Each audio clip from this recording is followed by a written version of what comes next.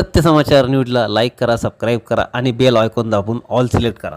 नमस्कार, आपण बघत आहात सत्य समाचार मराठी न्यूजमध्ये आपले स्वागत आहे. मी असलम नगरे. चला बघूया आजच्या. नाशिक शहरातील पाणीटंचाईचा प्रश्न ऐरणीवर असताना प्रभागातील नागरिकांच्या पाण्याच्या समस्येबाबत नगरसेविका प्रियांका माने यांनी पहिल्याच महासभेत आक्रमक भूमिका घेतली. प्रियांका माने यांनी सभागृहात थेट प्रशासनाला जाब विचारत नागरिकांच्या पाणीपुरवठ्याचा मुद्दा जोरदारपणे मांडला.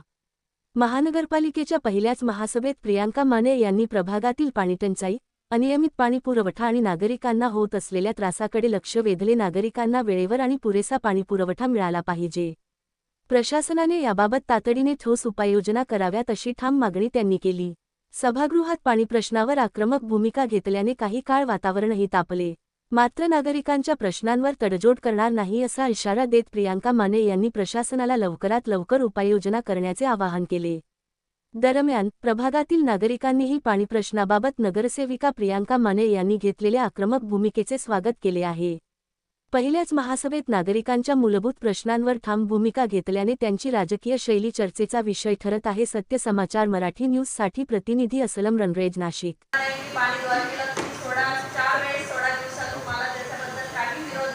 द्वारकेबद्दल पण आमच्या प्रभाग 3 मध्ये पाण्याचं फिल्ट्रेशन असून आमच्या प्रभाग 3 मध्ये आमच्या नागरिकांना का वर्णन करावं लागते आणि पाण्यासाठी का भांडावं लागतं. आणि या काल मी पहाटे 4 वाजता उठून फिल्ट्रेशनवर लिलगरी बागमध्ये जलशुद्धीकरण आहे आणि तिथं गेली. मी अक्षरशः अधिकाऱ्यांना फोन केले. बाबू साहेब तिथं आले आणि त्यांनी तिथं पाणी आम्ही द्वारकेचं बंद केलं आणि तिथं पाणी बंद केल्यानंतर आम्हाला प्यायचं पाणी आलं आणि तिथं नागरिकांचे तेव्हा आम्हाला फोन आले की ताई आज पाणी आलं, चांगलं आलं. तिथं प्यायचं पाणी तरी कमीत कमी मिळालं. म्हणजे आज तुम्ही द्वारकेला ते पाणी सोडतात त्याच्याऐवजी तुम्हाला विरोध नाही द्वारकेला पाणी सोडायचा, पण तुम्ही आमच्या प्रभाग क्रमांक 3 मध्ये पाणी द्या आणि जे पाणी तिकडे जातात त्या द्वारकेला 2 टाइम सोडतात ते पाणी आम्हाला 1 टाइम का होईना तुम्ही द्या.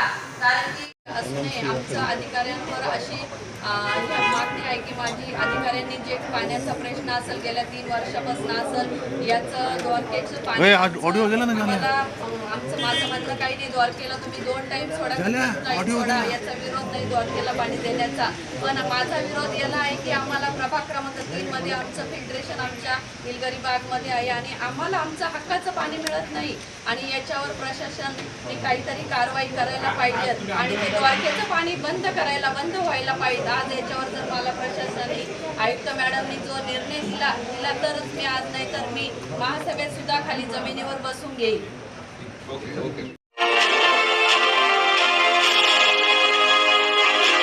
सत्य समाचार न्यूजला लाईक करा, सबस्क्राईब करा आणि बेल आयकॉन दाबून ऑल सिलेक्ट करा.